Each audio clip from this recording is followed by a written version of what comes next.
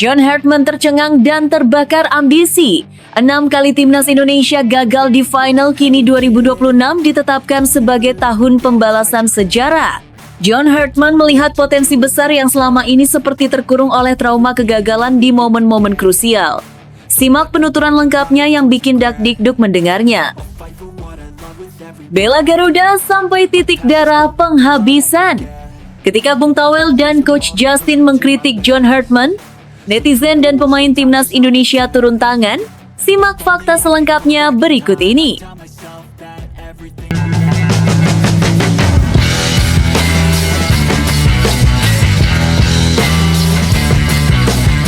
Sebelum kita lanjut ke berita terlengkapnya, alangkah mulianya bagi kalian untuk tekan tombol like, dan yang belum subscribe, tolong subscribe channel ini.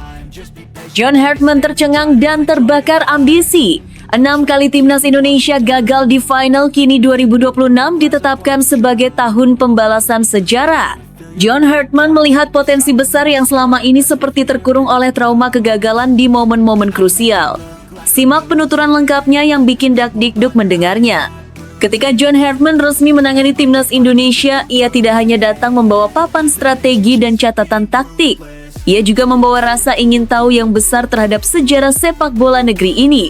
Dalam beberapa hari pertamanya, Hartman menghabiskan waktu berjam-jam mempelajari arsip, statistik, dan perjalanan timnas Indonesia di berbagai turnamen, terutama Piala AFF yang kini berganti nama menjadi Piala ASEAN Cup. Dari situlah sebuah fakta pahit menghantamnya. Indonesia sudah 6 kali melaju ke partai final, namun tidak satu pun berakhir dengan gelar juara. Jujur saya terkejut, ungkap Hartman. Ketika sebuah tim bisa masuk final 6 kali, itu berarti kualitasnya ada. Tapi kalau 6 kali pula gagal, itu berarti ada sesuatu yang harus dipecahkan. Bagi Hartman, catatan ini bukan sekedar sejarah, melainkan tantangan besar yang memanggilnya untuk bertindak. Ia melihat potensi besar yang selama ini seperti terkurung oleh trauma kegagalan di momen-momen krusial. Piala ASEAN Cup, menurut Hartman, adalah turnamen dengan nilai emosional yang sangat tinggi di Asia Tenggara. Setiap pertandingan bukan hanya soal 3 poin atau tiket ke babak berikutnya, tetapi tentang gengsi antar bangsa. Di kawasan ini, juara Piala ASEAN Cup akan selalu dikenang sebagai penguasa regional. Itulah sebabnya sejak awal Hartman tidak ragu menyebut satu target utama. Indonesia harus menjadi juara pada edisi 2026. Target itu mungkin terdengar ambisius, bahkan berisiko. Namun Hartman percaya bahwa sebuah tim besar harus berani menetapkan mimpi besar. Baginya, selama ini Indonesia terlalu sering puas dengan status hampir juara. Ia ingin menghapus mentalitas itu dan menggantinya dengan budaya pemenang. Meski begitu, jalan menuju 2026 tidaklah mudah. Waktu yang tersedia sangat terbatas. Sebelum bicara tentang Piala ASEAN Cup, Hartman harus lebih dulu menghadapi ujian terdekat, FIFA Series pada bulan Maret. Turnamen ini akan menjadi panggung pertama di mana ide-ide Hartman benar-benar diuji dalam situasi kompetitif. FIFA Series adalah fondasi, kata Hartman. Di sanalah saya akan melihat siapa yang siap untuk proyek jangka panjang ini. Ia ingin menilai bukan hanya kemampuan teknis pemain, tetapi juga kedisiplinan, mentalitas, dan kecerdasan bermain. Dalam pikirannya, pemain yang akan membawa Indonesia juara bukan hanya yang paling berbakat, tetapi yang paling siap secara mental. Hartman juga sadar bahwa ia bekerja dalam kondisi yang serba mepet. Jadwal liga yang padat, pemain yang tersebar di berbagai negara, serta waktu latihan yang terbatas membuat setiap sesi menjadi sangat berharga. Ia menuntut intensitas tinggi dan fokus penuh. Tidak ada ruang untuk setengah-setengah. Satu hal yang sangat ia doakan adalah kesehatan para pemain. Dalam turnamen singkat seperti Piala ASEAN Cup, cedera bisa menjadi pembeda antara juara dan pecundang. Hartman berharap semua pemain terbaik Indonesia bisa tiba di turnamen dalam kondisi prima. Ia tahu bahwa tim yang kuat di atas kertas bisa runtuh jika kehilangan 1 atau 2 sosok kunci. Di dalam ruang ganti, Hartman mulai menanamkan narasi baru. 6 kali gagal di final bukanlah beban, melainkan bukti bahwa Indonesia selalu berada di jalur yang benar. Yang kurang hanyalah ketenangan dan ketajaman di saat-saat menentukan. Ia ingin para pemain masuk ke setiap pertandingan dengan keyakinan bahwa mereka pantas menang. Para pemain pun mulai merasakan perubahan atmosfer. Mereka tidak lagi sekadar bersiap untuk sebuah turnamen, tetapi untuk sebuah misi. Setiap latihan terasa seperti bagian dari puzzle besar yang akan dirakit menuju 2026. Ada rasa lapar, ada rasa penasaran dan ada tekad untuk menghapus cerita lama. Bagi para supporter, kata-kata Herdman tentang mengangkat juara terdengar seperti janji yang sudah terlalu lama mereka tunggu. Selama bertahun-tahun mereka menyaksikan timnas jatuh di momen paling menyakitkan. Kini ada seseorang yang datang dan berkata bahwa itu semua harus diakhiri. FIFA Series di bulan Maret akan menjadi titik awal dari segalanya. Dari sana, publik akan melihat apakah timnas Indonesia benar-benar mulai berubah. Apakah ini hanya mimpi indah atau awal dari sebuah revolusi? John Herdman tahu bahwa tekanan akan sangat besar. Namun justru disitulah ia merasa hidup. Ia datang ke Indonesia bukan untuk bermain aman, melainkan untuk menantang sejarah. Dan jika semua berjalan sesuai rencana, maka pada tahun 2026 Garuda tidak lagi sekedar terbang tinggi, ia akan mendarat di puncak, membawa pulang trofi yang selama ini hanya bisa dibayangkan.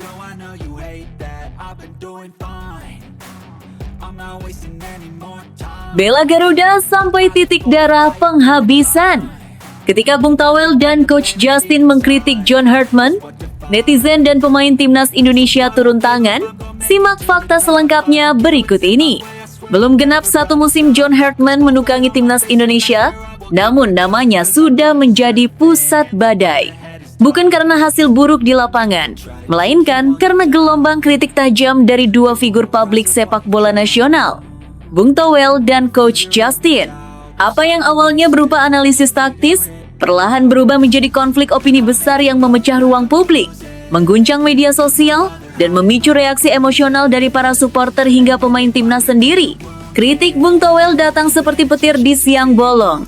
Ia mempertanyakan apakah gaya kepelatihan Herdman benar-benar cocok dengan DNA sepak bola Indonesia.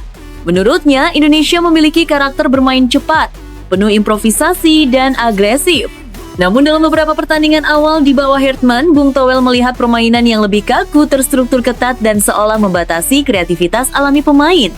Coach Justin pun ikut menyiram api. Dalam beberapa pernyataannya, ia menyoroti pemilihan pemain dan sistem permainan yang dianggap belum optimal. Ia mempertanyakan mengapa beberapa pemain yang sedang dalam performa terbaik justru tidak menjadi pilihan utama, sementara pemain lain yang performanya biasa-biasa saja tetap dipercaya. Baginya, ini bukan sekedar soal selera pelatih, tetapi soal efektivitas dan logika sepak bola. Namun, siapa sangka kritik itu justru memantik ledakan besar dari publik. Media sosial seketika penuh dengan pembelaan terhadap John Herdman, tagar dukungan untuk timnas dan pelatih baru bermunculan. Ribuan komentar membanjiri unggahan Bung Towel dan Coach Justin. Ada yang membantah dengan data, ada yang membela dengan emosi, dan tak sedikit yang menyerang balik secara personal. Para supporter Garuda merasa timnas sedang berada di fase yang sangat sensitif. Pergantian pelatih, perubahan sistem, dan regenerasi pemain membutuhkan waktu. Mereka menganggap kritik yang terlalu keras di fase awal justru berpotensi merusak kepercayaan diri pemain dan mengganggu stabilitas tim. Dalam benak mereka, Herdman bukanlah pelatih sembarangan. Ia datang dengan pengalaman internasional dan reputasi sebagai pembangun tim. Yang membuat situasi makin panas adalah munculnya respons dari beberapa pemain timnas Indonesia. Meskipun tidak menyebut nama Bung Towel atau Coach Justin secara langsung, unggahan dan pernyataan mereka jelas menunjukkan sikap. Ada yang menulis tentang pentingnya rasa saling percaya, ada yang menekankan bahwa ruang ganti harus dilindungi dari kebisingan luar, dan ada pula yang menegaskan bahwa mereka percaya penuh pada arahan pelatih. Bagi para pemain, John Herdman bukan sekadar pelatih, melainkan figur yang mencoba memahami karakter mereka, latar belakang mereka, dan mimpi mereka. Ia datang bukan hanya membawa taktik, tetapi juga pendekatan psikologis yang membuat pemain merasa dihargai. Inilah yang membuat banyak pemain merasa perlu pasang badan ketika pelatih mereka diserang secara terbuka.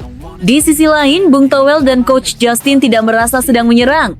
Mereka menganggap diri mereka sedang menjalankan peran sebagai pengamat yang peduli. Bagi mereka, sepak bola Indonesia terlalu sering terlena oleh euforia. Kritik keras diperlukan agar standar tidak turun dan agar timnas tidak terjebak dalam zona nyaman, Masalahnya, di era digital, batas antara kritik dan serangan menjadi kabur. Potongan video pendek, kutipan yang dipelintir, dan judul sensasional membuat pesan asli seringkali kehilangan konteks. Apa yang awalnya berniat memberi masukan, berubah menjadi seolah-olah penolakan terhadap seluruh proyek John Hartman. Di tengah kekacauan opini ini, satu hal justru terlihat jelas. Betapa besarnya cinta masyarakat Indonesia terhadap Timnas. Orang bisa marah, berdebat, bahkan bertengkar di kolom komentar. Tapi semua itu lahir dari satu sumber yang sama, harapan agar Garuda benar-benar terbang tinggi. Kini, John Hartman berada di tengah pusaran ekspektasi yang luar biasa. Ia harus membuktikan bahwa pilihannya bukanlah kebetulan, bahwa sistem yang ia bangun memang dirancang untuk jangka panjang, dan bahwa pemain Indonesia mampu berkembang di bawah pendekatannya.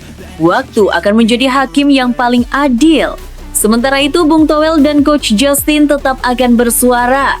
Para supporter tetap akan membela, para pemain tetap akan bertarung di lapangan, dan publik akan terus mengamati, mengkritik, dan berharap. Karena di negeri ini, Timnas Indonesia bukan sekadar tim sepak bola. Ia adalah simbol harga diri. Dan ketika simbol itu disentuh, seluruh bangsa seakan ikut berdiri, siap membela sampai titik darah penghabisan. Namun tunggu dulu. Setelah admin telusuri secara mendalam bahwa berita di atas adalah karangan belaka dan hoax, ini sebagai edukasi supaya penonton lebih jeli dalam memilih berita.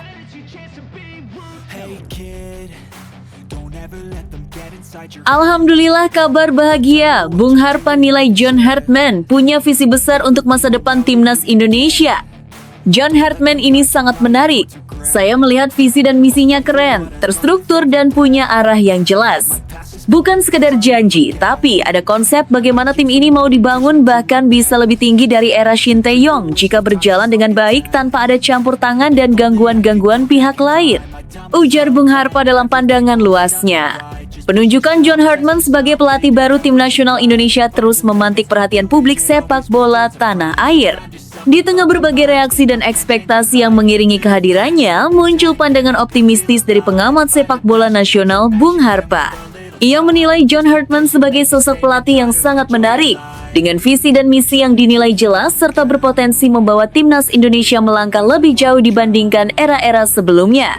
Menurut Bung Harpa, daya tarik utama John Hartman terletak pada cara pandangnya dalam membangun tim nasional. Hartman dinilai bukan sekedar pelatih dengan pengalaman internasional, tetapi juga memiliki konsep yang matang mengenai pembangunan tim jangka panjang. Hal inilah yang membuat Bung Harpa optimistis terhadap masa depan Timnas Indonesia di bawah kepemimpinannya. John Hartman ini sangat menarik. Saya melihat visi dan misinya keren, terstruktur, dan punya arah yang jelas. Bukan sekadar janji, tapi ada konsep bagaimana tim ini mau dibangun, ujar Bung Harpa dalam pandangannya. Lebih jauh, Bung Harpa menyebut bahwa jika Hartman diberikan kebebasan bekerja tanpa hambatan, bukan tidak mungkin prestasi yang diraih Timnas Indonesia bisa melampaui capaian pelatih sebelumnya, termasuk Shin Tae-yong. Ia menilai bahwa keberhasilan sebuah tim nasional tidak hanya ditentukan oleh kualitas pemain, tetapi juga oleh kestabilan manajemen dan minimnya gangguan non-teknis. Kalau tidak ada kendala teknis maupun pengganggu-pengganggu di luar lapangan yang selama ini sering muncul, saya yakin prestasi John Hartman bisa lebih tinggi dari Shin Tae-yong, katanya. Pernyataan ini tentu menjadi sorotan, mengingat Shin Tae-yong dikenal sebagai pelatih yang membawa perubahan besar bagi Timnas Indonesia, terutama dari sisi mentalitas, fisik, dan keberanian bersaing di level Asia. Namun Bung Harpa menilai bahwa Hartman memiliki keunggulan tersendiri, khususnya dalam hal manajemen tim dan pembangunan kultur yang berkelanjutan. Ia melihat Hartman sebagai pelatih yang memahami pentingnya keseimbangan antara hasil instan dan proses jangka panjang.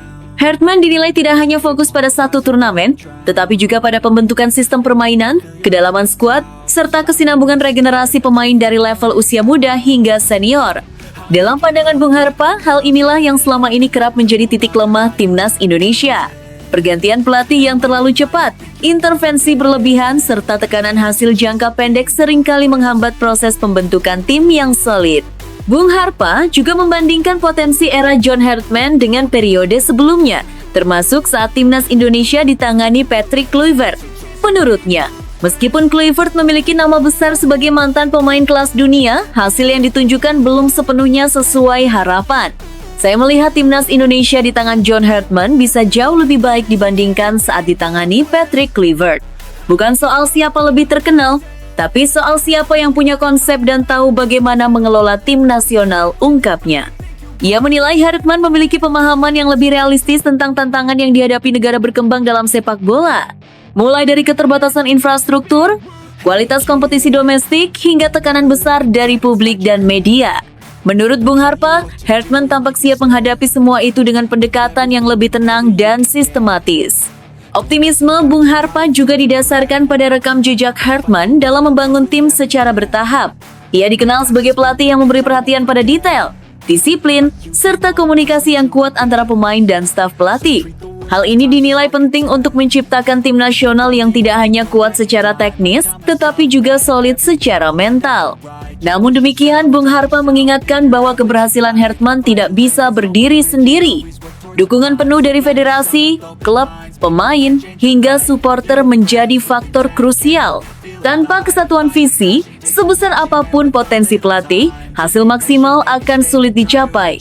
Kalau semua elemen bisa satu arah, tidak saling tarik-menarik kepentingan dan memberi kepercayaan penuh kepada pelatih, saya sangat optimistis timnas Indonesia bisa berkembang pesat, ujarnya. Ia juga menekankan pentingnya kesabaran publik. Menurutnya, proses membangun tim nasional membutuhkan waktu, konsistensi, dan ruang untuk melakukan evaluasi tanpa tekanan berlebihan. Kini, harapan besar pun mengiringi langkah awal John Hartman bersama timnas Indonesia. Publik menanti bagaimana visi dan misi yang disebut Bung Harpa sebagai keren dan jelas itu akan diterjemahkan di lapangan.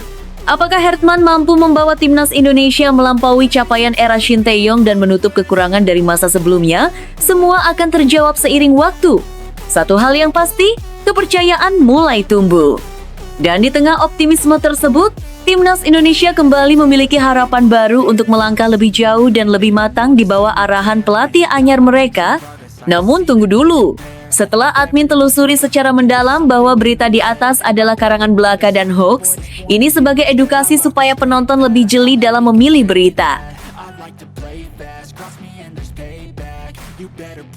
Harapan itu kembali menyala. Marcelino Ferdinand ungkap kabar bahagia usai dihubungi John Hartman, timnas Indonesia akan hidup, bangkit, dan disegani lagi. Saya benar-benar bersyukur timnas Indonesia sekarang punya pelatih baru John Hartman. Jujur saja, saya bahkan sudah dihubungi beliau secara langsung. Ia meminta Marcelino untuk menjaga kebugaran tubuh, fokus pada kondisi fisik, dan berhati-hati agar tidak mengalami cedera. Kabar penuh haru dan harapan datang dari salah satu aset paling berharga sepak bola Indonesia. Marcelino Ferdinand akhirnya menyampaikan isi hatinya, dan apa yang ia ungkapkan langsung menyentuh perasaan para pecinta timnas Indonesia. Di tengah babak baru sepak bola nasional, Marcelino mengaku sangat bersyukur dan bahagia dengan kehadiran pelatih baru timnas Indonesia, John Hartman. Sosok yang menurutnya membawa cahaya baru setelah masa-masa sulit yang pernah ia lalui.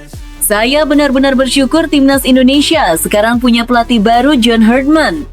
Jujur saja, saya bahkan sudah dihubungi beliau secara langsung, ujar Marcelino dengan nada penuh rasa syukur. Pengakuan ini sontak menjadi perhatian publik karena menunjukkan betapa seriusnya Hartman membangun timnas Indonesia bahkan sejak tahap paling awal. Bagi Marcelino, komunikasi langsung dari pelatih kepala bukan hal sepele. Dalam percakapan tersebut, John Hartman tidak hanya menyampaikan rencana besar, tetapi juga pesan sederhana yang sangat berarti. Ia meminta Marcelino untuk menjaga kebugaran tubuh, fokus pada kondisi fisik, dan berhati-hati agar tidak mengalami cedera. Pesan ini membuat Marcelino merasa diperhatikan secara personal, bukan sekedar dianggap sebagai nama di daftar pemain. Langkah awal itu saja sudah membuat hati saya bahagia lagi, ungkap Marcelino dengan jujur. Kalimat ini mencerminkan betapa besar dampak pendekatan Hartman bagi dirinya. Pasalnya, sebelum era kepelatihan baru ini, Marcelino sempat mengalami masa yang tidak mudah. Ia beberapa kali dicoret dari timnas Indonesia, situasi yang tentu sangat berat bagi pemain muda yang memiliki ambisi besar dan rasa cinta mendalam terhadap merah putih. Dicoret dari timnas bukan hanya soal kehilangan kesempatan bermain, tetapi juga soal pukulan mental. Marcelino mengakui bahwa pada fase tersebut ia sempat merasa sedih, kecewa, dan mempertanyakan posisinya. Namun ia tidak menyerah. Ia terus bekerja keras, berlatih, dan menunggu kesempatan yang mungkin tak kunjung datang, hingga akhirnya kabar tentang John Hartman mengubah segalanya. Yang paling membuat Marcelino kembali percaya adalah keyakinan dan jaminan langsung dari John Hartman. Sang pelatih disebut menyampaikan dengan tegas bahwa ia ingin membuat timnas Indonesia hidup kembali, bermain dengan determinasi tinggi, dan menjadi tim yang disegani oleh lawan. Bukan hanya tampil penuh semangat, tetapi juga berani menang dan siap bertarung di level yang lebih tinggi. Saya percaya dengan beliau.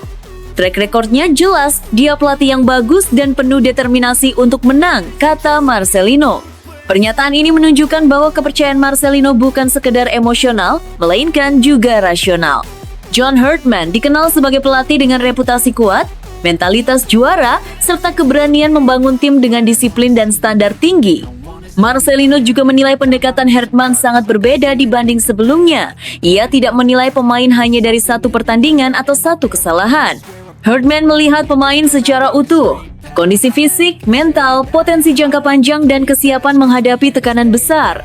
Inilah yang membuat Marcelino merasa kembali dihargai dan dipercaya. Sebagai pemain, ketika pelatih menghubungi langsung, kita merasa diperhatikan.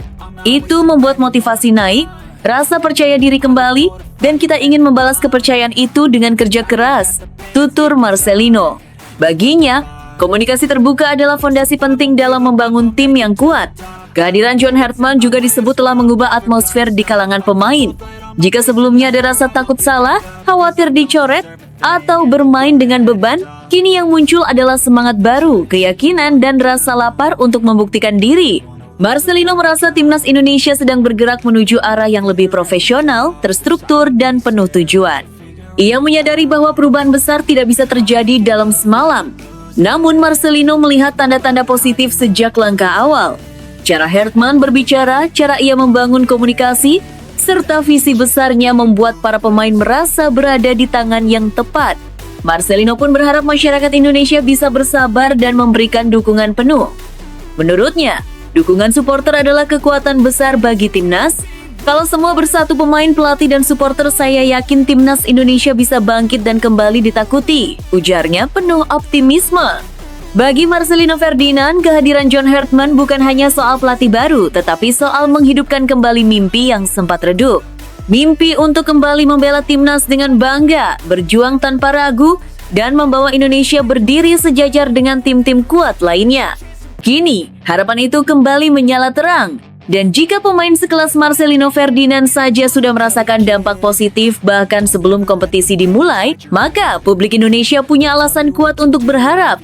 Era baru timnas Indonesia benar-benar telah dimulai, era penuh keyakinan, keberanian, dan tekad untuk menang, bukan sekadar berpartisipasi.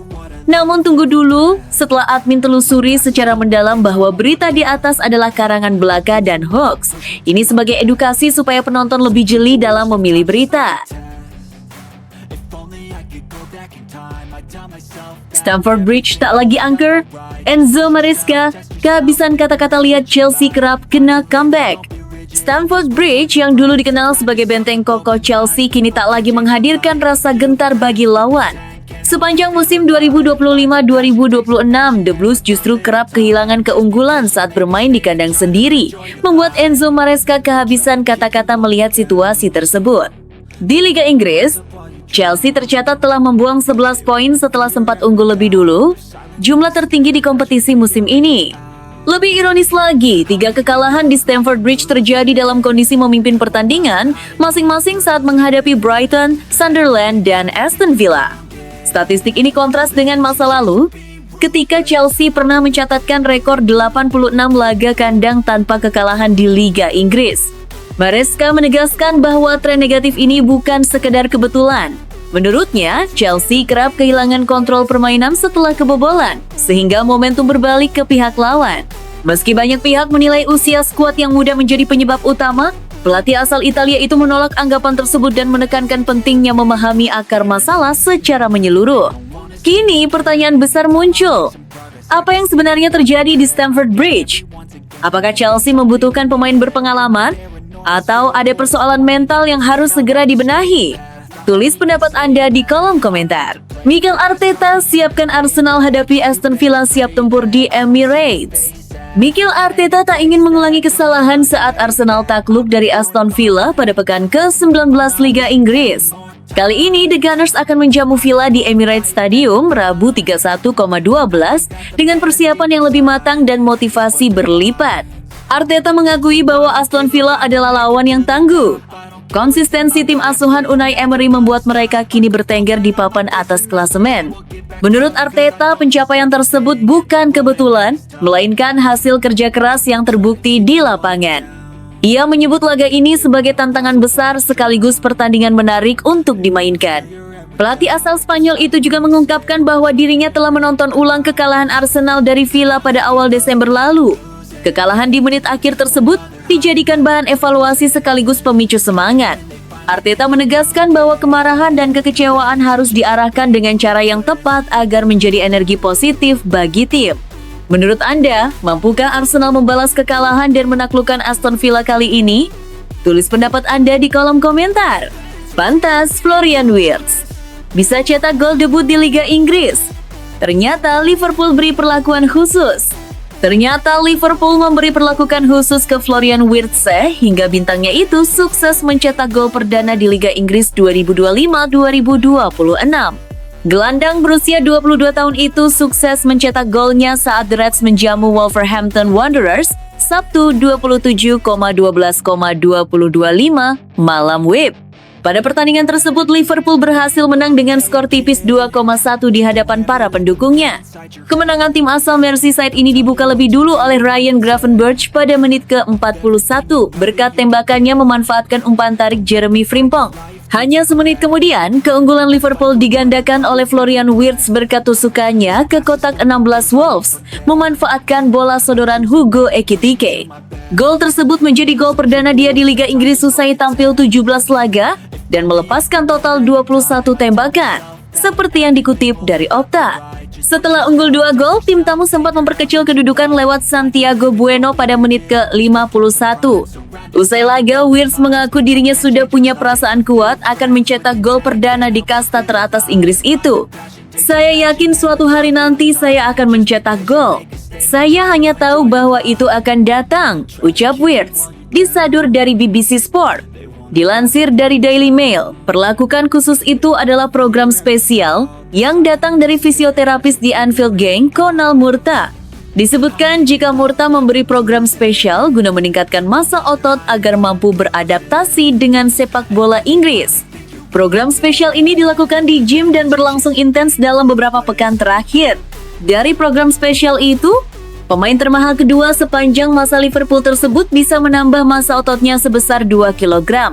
Tak ayal peningkatan massa otot ini membuat Wirtz bisa melakoni duel-duel dengan lawan di atas lapangan. Terlihat di laga kontra Wolves, ex-pemain Bayer Leverkusen itu tampil lincah dengan melewati lawan dan memberikan operan pendek akurat.